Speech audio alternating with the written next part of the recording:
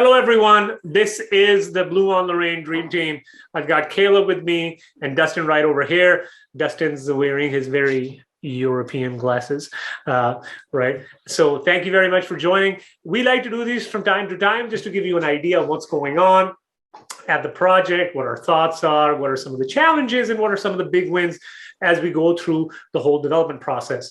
So we think it's very important that you hear from all the partners, you understand, you have your questions and all of that sort of stuff. So without much ado, we're just going to get into this. So Caleb, can you walk us through what are some of the big wins in the last few months? Where are we at right now?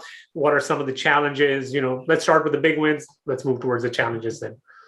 Yeah, of course. I would say the biggest win we have so far right now is the soil on which this project sits. We're sitting on the west side of Sioux Falls, just north of Lake Lorraine, which is just a natural aquifer, actually, from the Big Sioux Aquifer there. That's where the lake comes from. The entire substrate, as we kind of broke it down and dug down, and we had soil reports and all that, but they can only go, they pinpoint. When we dug out that whole site, it was a really, really good substrate it's basically a sand gravel mix that can just be taken out and put back in and repacked. So initially the soil report was talking about, hey, you're going to have to bring in a lot of crushed rock and do all this underneath the footings. But once we got down there and got the soil engineers there, we said, wow, this is incredible. We're just going to pack it going to take it out and pack it 1 foot at a time and test it as we go. How does this help the project, basically, for the non-developers like the rest of us? Well, the big thing is the substrate is incredibly stable. What's originally there has not had to get removed and put back in with a different material. So that what's underneath what we have dug out is good. You also know that we were able to save some money without having to truck in a lot of other material. So the foundation on which it sits, which is the most important part of the whole project, is actually the best soil I've ever built on here in Sioux Falls and in South Dakota. So that's probably our biggest win. I would say the other big win is weather. Although it is very cold, we have not battled a lot of snow and a lot of precipitation. So our site's been able to stay really clean, and guys have been able to kind of stay on site and work. I mean, we've missed a few days when it was -20, -25. We can't pour concrete, that sort of thing.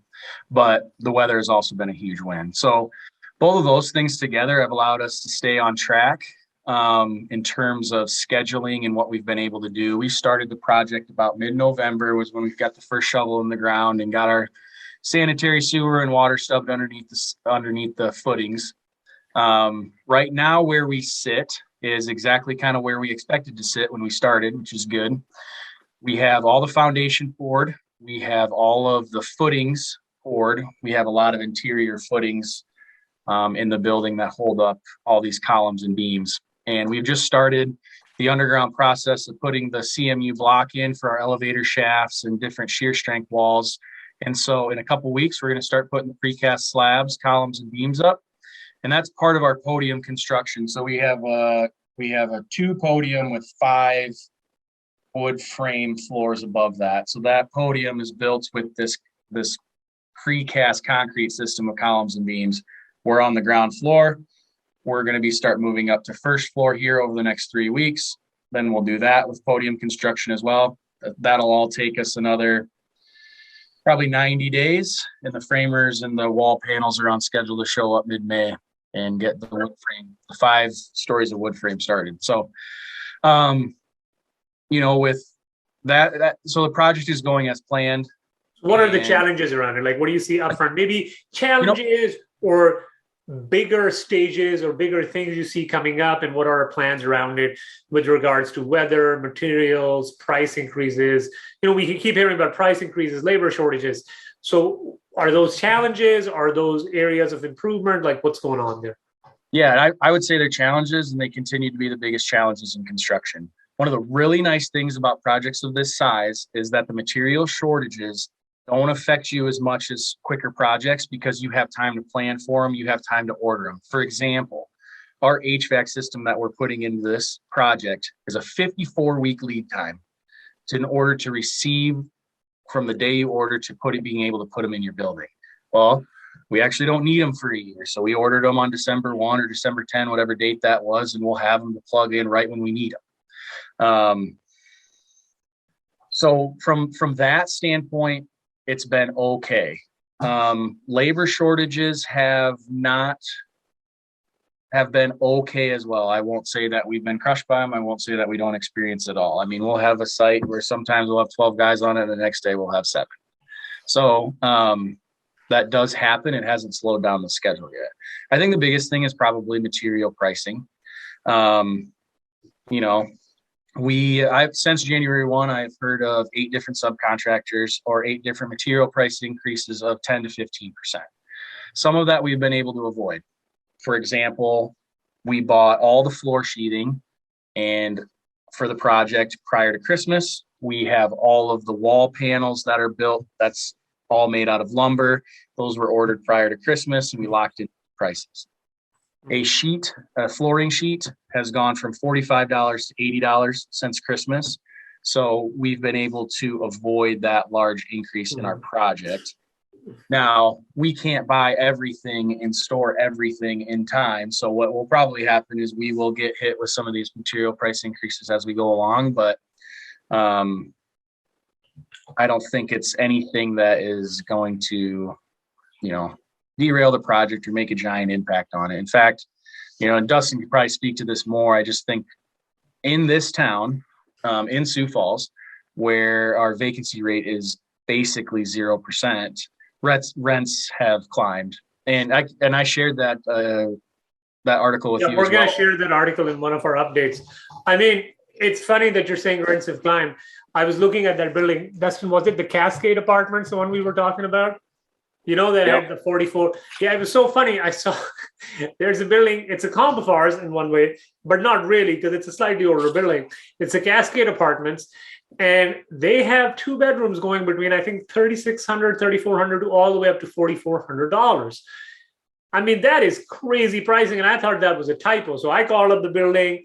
I called up the management company, Lloyd. I think I talked to Dustin about it a few times, and it's not a typo. So that kind of gives you an idea of where the rents are in this market. And I mean, we are, I think at $4,400, we're probably like 35, 40% underwritten rents versus $4,400. I mean, it's that much of a night and day difference in what we've underwritten. So, I mean, so that's very interesting. So Dustin, in a world where, apartment building is growing, developments of various types are happening, as a visionary, as a designer, what do you think will help differentiate Blue?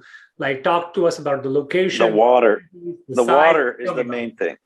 The water is the main differentiator that we have. There's literally no water to be on in Sioux Falls. Now, all of these higher end loft buildings are being built near the falls of Sioux Falls, but the falls water is not the same water as what we've got. We've got a spring fed lake that you can actually go in the water. Falls water is a little bit dirty, gets a little foamy. It's not the same kind of water that you're looking at. So the water, the peaceful, clear water that we've got on Lake Lorraine is going to make a massive difference. And it's a very peaceful site. And I think the water creates this peacefulness. And even though you're amongst everything at this site, it feels really serene, tranquil. It's a very, very good environment. And I think that's going to be our differentiator. We've also got, called Japandi, which I think the name's kind of cheesy, but that's the kind of design we're doing. It's a Japanese Scandinavian mixture. I'm going to look it up while you talk. Yeah, it's called Japandi, and it always reminds me of a panda bear for some reason. But so it's a really, really good look that isn't full Scandinavian.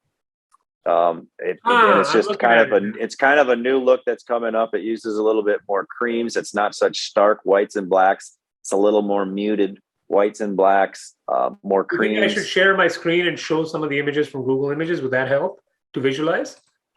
I mean, yeah, the investors might want to see it. Yeah. So is this like what you see on the screen here? Is this similar to what you had in mind? I mean, yeah, very similar. So it's not quite as stark as Scandinavian. It's the next level of modern, basically. So when Now people are just starting to put in Scandinavian finishes in our area, but now we're ahead of the curve. Now we're going to put in these Japanese This is what you're talking Scandinavian about. finishes. This is what you're talking about, Scandinavian. Very black. Yeah, so very Scandinavian is very monochromatic, more monochromatic, a little bit more simple, more plain. I really like it, but some people need a little bit more traditional. And so then you introduce the Japanese into the Scandinavian, and it makes it a little bit more warm, makes it a little more traditional, makes it a little more transitional even. And it's just a new style, a new look, and people are going to love it. So if they come to rent from us, there's nowhere else. If they like what we have to offer, there's literally zero competition.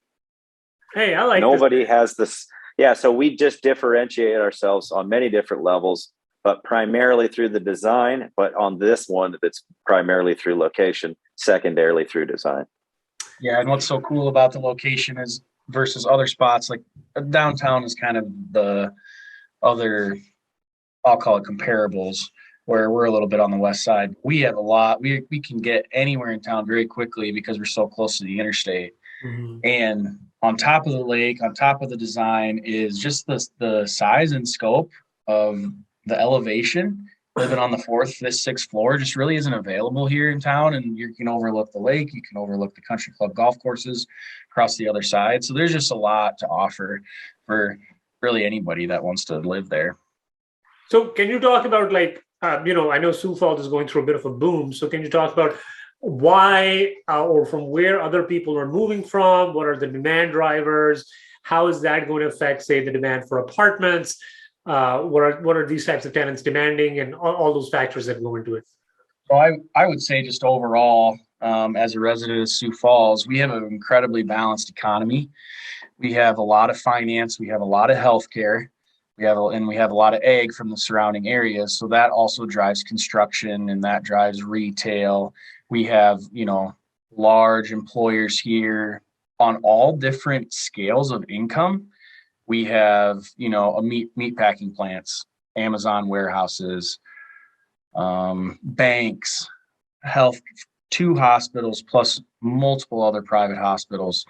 And so what's nice is it really is feeding into every income bracket and in every type of rent range. And I'm seeing people kind of come from all over, West Coast, East Coast. People are moving back home. So that like, for example, there was somebody across the street that bought a house sight unseen from Portland, Oregon. They won't just like, we're going to move here and we don't. Okay. They moved. A lot of this stems from politics. So you can be not involved in politics in Sioux Falls. You can literally not ever have to be involved in politics and not ever get involved in a political argument if you don't want to. There's really not a wide divide here where your people want to do this and other people want to do that and they're battling. You really don't even have to discuss it because it doesn't affect your daily life here. Well, that's a good point. So sanity Chicago is very important. Yeah, so I got a neighbor from Chicago. Why do they move out? Well, you're just sick of dealing with it. So Chicago's a big one too. And what's really nice, the no state income tax is also driving some businesses from the state, from the area, like Minneapolis and that sort of thing. And then people that want to work remotely can now move here. Well, what's really great about, the apartment scene right now is that you can't really build custom homes for people that fast. Oh, yeah. So what happens is we get an influx of people, and it's happening year after year. And we were behind. The city was behind from 2014 to 2020. So we're trying to, catch up for those 6 years, and we're still not even caught up for what's going to happen over the next 3. So we got to catch all that up, sucks into the apartment, custom homes grow, and it just is kind of this natural. And some people don't ever build custom homes, obviously, or even move out into a starter home. But because they have all the amenities they have right there at their apartment. So with, occupancy, and I think we've shared this earlier, and that was one of the articles you were talking about, with occupancy being close to 100%, how is that affecting basically, the rents we underwrote, in your opinion, versus potentially the rents we can get? What kind of differences do you see? What's your take on this whole thing? Because it's not just the people moving, like you mentioned, Caleb, it's also the fact that the supply is a big issue. We're trying to make up for all these lost years of no supply practically on the market.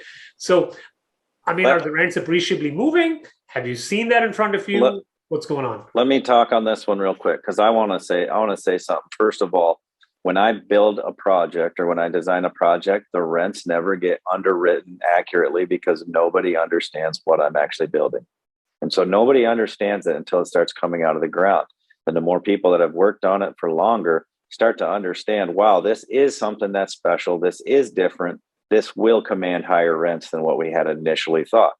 So right off the bat, immediately the rents are instantly low. And as this happens on every one of my projects, because we got to be conservative, it's not necessarily proven yet in this market or this model. And then as soon as people start seeing it, they start falling in love with it. And it's differentiated enough that it is impossible to go somewhere else to get the same feeling. And they're willing to pay $100, $200 more a month to live in these types of units.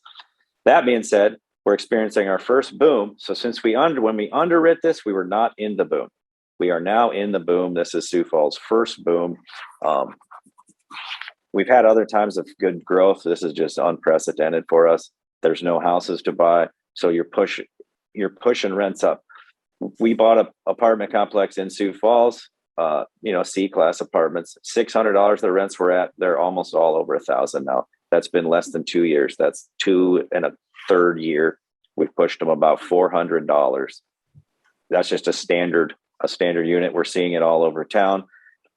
In the last year, it was that article states it was somewhere around $800 for a 2-bedroom. Now the average is over $1,000 for a 2-bedroom. So the rents that what we initially underwrote, and we underwrote it a while back, as these projects take up to 2 years to plan. So it's a long time since we underwrote it. The rents are just not, there's so much higher, and there's so much more capacity to grow these rents than what we initially knew. Cool. And just look, sorry, go ahead. Omar, I was going to say, once you share that article, make Ashley Lip, who is the person that's running. She's not actually quoted in that, right? She's quoted like almost the whole time because she's really most of it. Actually, and by the way, I think we've shared an article earlier. By the way, these are articles, the things we refer to. These are things that are actually in our monthly updates, right? So you'll get a flavor for that. And you will see that one of our project managers, Ashley Lip, she's heading the project management from the property management side. She's a subject matter expert in Sioux Falls. She's extensively quoted, as Caleb said. So you know that you've got a great team, both on the building side, but also on the management side, and you've got everything covered. So look, just wrapping things up, we want to keep this high level. What has been some of the initial feedback from Sioux Falls? I know all about it, but I want you guys to tell it because I think our investors will really enjoy hearing this. I'm getting feedback that people are blown away with how urban the project already looks. Like it's right on the water. It's right on the road. There's no room. There's no space. And people are used to having a lot of space around here. And we're filling up the entire lot with building and parking. And there'll be areas to landscape, and we'll over landscape those areas. But for the most part, there's very little green space. I mean, the green space is all around us. So by us using the entire lot and the way that it comes out of the ground, people are fairly confused as to what's going on, but everybody knows everybody knows about it for the most part. There's when I talk to people, they've all driven by it and seen it already. There's a lot of people that know what's going on. A little bit of a mini landmark. Yeah. Well, guys, this is really fantastic. I'm really excited about this project. We talk all the time, but this is a good way for our investors and partners to know what's going on. We're involved in the day-to-day, but the monthly updates give good oversight because we share videos from the site. But it's always, in my opinion, good to hear from the people who are actually running these projects. So thank you so much, Caleb and Dustin. And what we're going to do is share this video with our investors. They'll get a better idea, and they can reach out to us if they have any questions or feedback. And no pressure, Caleb. Sounds good. We're rocking. Thank you so much, guys. Really appreciate it. Have a good one. Nice shirt, Caleb. Hey, thanks.